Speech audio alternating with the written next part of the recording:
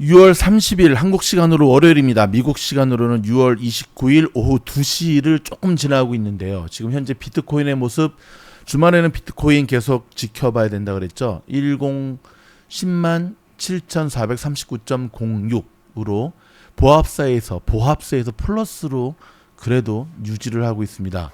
자, 첫 번째 소식은 역시 테슬라 소식인데요. 자, 금요일 종가 기준으로 323.63 마이너스 0.66%가 빠졌고요. 자, 애프터마켓에서도 마이너스 0.28%가 빠졌는데 조금 있으면 이제 오버나잇 시장 시작이 되거든요.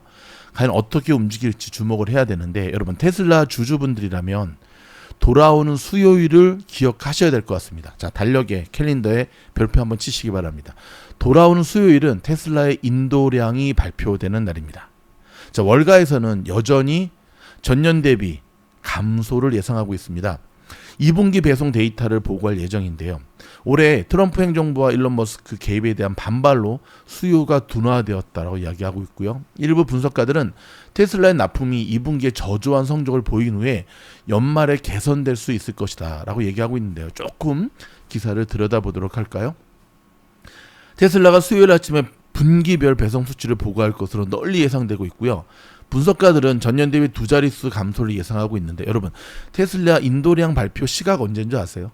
통상 맞습니다. 장시작하기 30분 전으로 하거든요. 그러니까 이날은 1시간 전부터 주목하셔야 됩니다. 자, 추정치에 따르면 테슬라는 2분기에 40만 대 약간 못 미치는 차량을 인도할 것으로 예상합니다. 자, 이는 테슬라가 44만 대 이상을 인도했던 전년 동기 대비, 전년의 이맘때 대비 약 10% 정도 감소한 수치고요. 생산량은 전년 동기 41만 831대에서 43만 4200대로 증가할 것으로 보입니다. 희망적이죠.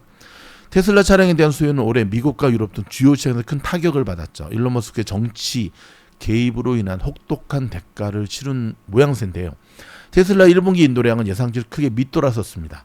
자, 블룸버그 통신에 따르면 최근 배송 데이터는 테슬라의 북미와 유럽 지역 판매 및 제조를 감독했던 오마하드 아프샤르가 떠난 지 며칠 만에 나온 것으로, 그는 1년의 임원 사임의 가장 큰 사례가 되었다고 합니다. 자, 딥워터 어셋 매니지먼트 분석가들은 최근 보고서에서 테슬라의 인도 수치가 죄송합니다. 2분기에 최저점을 찍을 것으로 예상하고 브랜드 인지도 향상 등을 이유로 하반기에는 회복될 가능성이 높다고 밝혔는데요. 자, 여기서 우리가 한번 곰곰이 생각해 볼 필요가 있습니다. 자, 시간이 단지 지난다고 브랜드 이미지가 향상될까요? 그거는 아니죠. 자, 조금 더 들여다보겠습니다. RBC 캐피탈 마켓의 분석가들은 목요일에 36만 6천 대의 인도를 예상했는데, 이는 월가의 합의보다 낮았으며 일부 소비자가 머스크가 올해 상반기에 출시할 것이라고 말한 저렴한 저가형 모델을 기다리고 있어 수요가 지연될 것이라고 시사했습니다. 저렴한 모델 출시가 지연될 수 있다고 말한 베어드 애널들은 수요일에 고객들에게 보낸 메모에서 배달이 여전히 기본적인 요소이긴 하지만 최근 로보택시 출시와 이 기회에 대한 기대감이 단기적으로는 더 중요해질 가능성이 있다고 말했습니다. 테슬라 주가는 비저볼 알파가 추적하는 애널들의 의견과 엇갈렸는데요. 매수 의견이 10건, 보류 의견이 4건, 매도 의견이 4건. 목표 주가는 160달러에서 500달러 사이까지 정말 스펙트럼이 굉장히 높은데 평균 가격이 306달러로 최근 주가보다는 낮습니다. 여기 조금 뼈 아프죠. 보시다시피 금요일 종가가 323.63을 가리키고 있잖아요. 2025년 예상가치의 약 5분의 1가량 현재 하락되어 있는 상태인데요.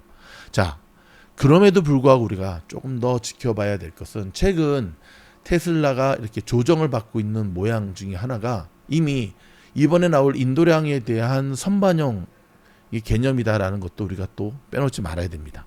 이런 가운데 여러분 진 크레이머가 테슬라는 자동차 회사가 아니다 라고 하는 강력한 주장을 펴기 시작했습니다. 그러면서 그의 고객들에게 공포심에 대해서 경고하면서 19개 주식에 대해서 논의하는 가운데 세계 최대 순수 전기차인 테슬라에 대해서 모처럼 시원한 그의 주장을 폈는데요.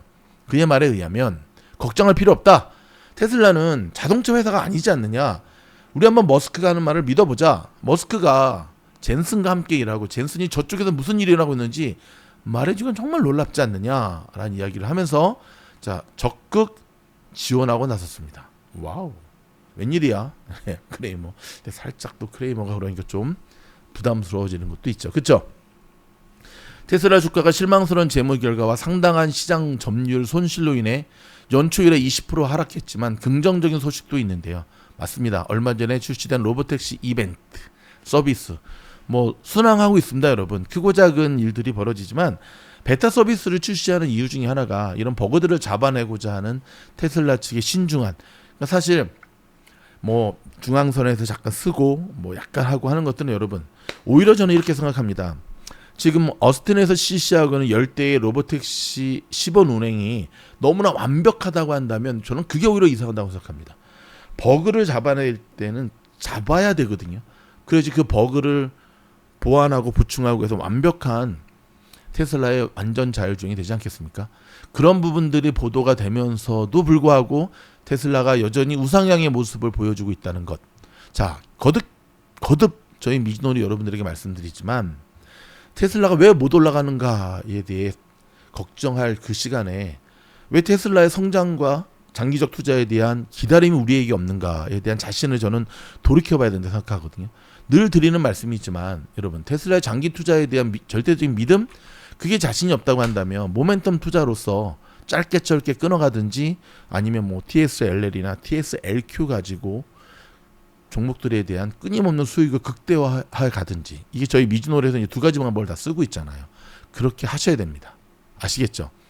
자, 미국 현지 뉴스 하나 좀 주목해야 될 필요가 있는데, 최근 전쟁 이슈로 오일 가격이 유가 급락 했잖아요. 자, LA와 오렌지 카운티 개솔린 가격이 2월 이후에 최저치를 가르치고 있는데 1일부터 다시 오를 수 있다라고 합니다. 자, 조금 들여다보겠습니다.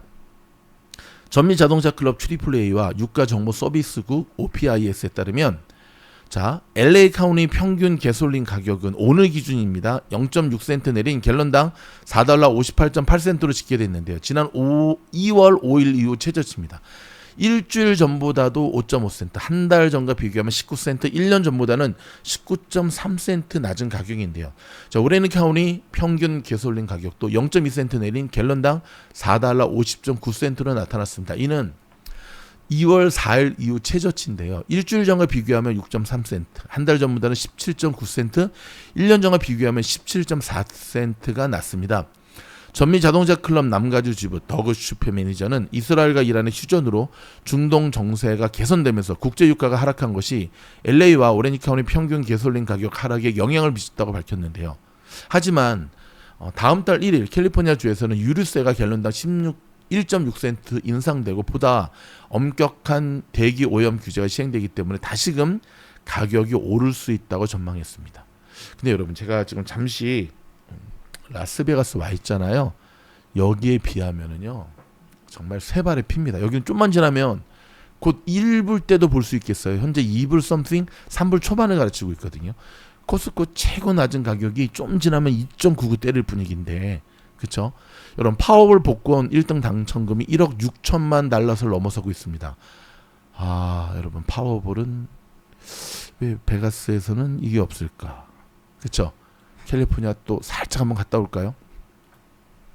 자, 트럼프의 감세 등 국정의제 포괄 법안 상원 첫 관문 통과했다는 소식입니다.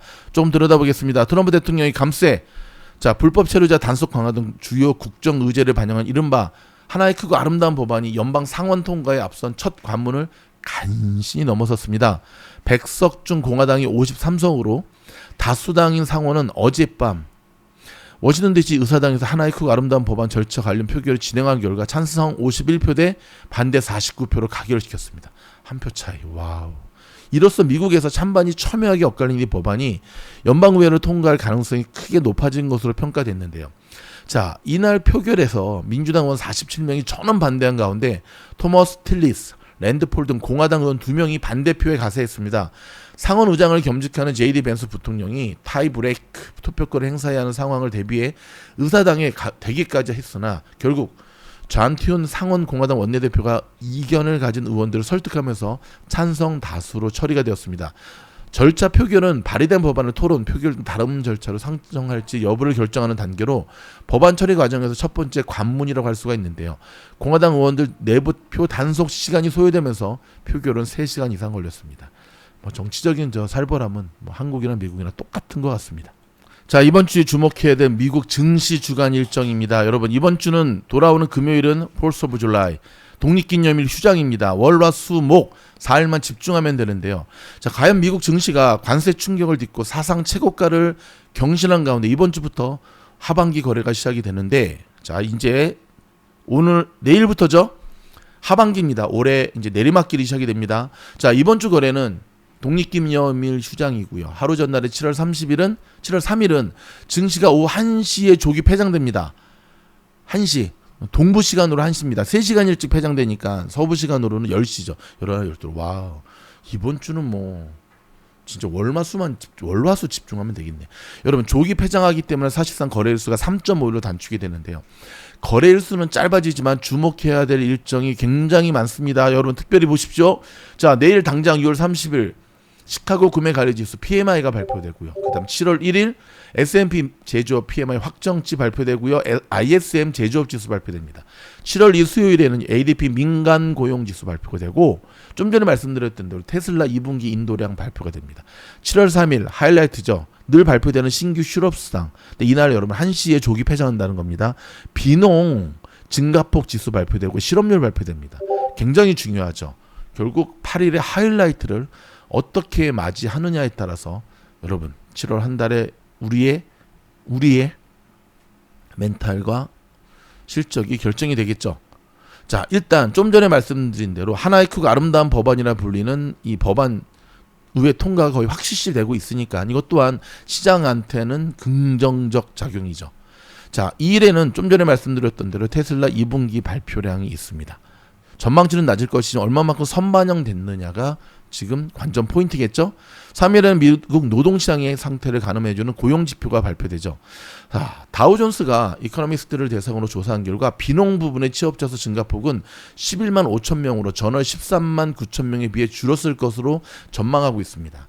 자, 실업률이 현 상태를 유지하려면 월간 실업자 수 증가폭이 15만 명은 돼야 하는데, 하지만 지난 5월에 이어 6월에도 고용 증가폭이 15만 명을 밑돌면서 6월의 실업률은 4.3%로 전월 4.2%에 비해 올라갈 것으로 전망하고 있습니다.